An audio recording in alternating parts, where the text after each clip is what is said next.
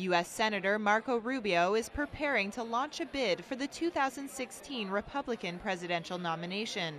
This, according to ABC News, citing an advisor.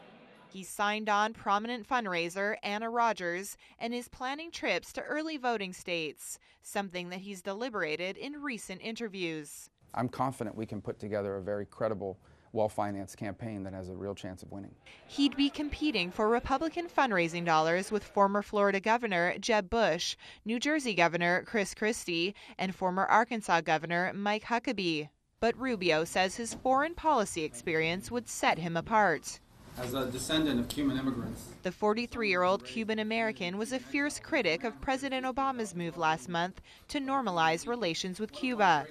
It is just another concession to a tyranny by the Obama administration, rather than a defense of every universal and inalienable right that our country was founded on and stands for. Aides say Rubio will make his final decision in the coming weeks.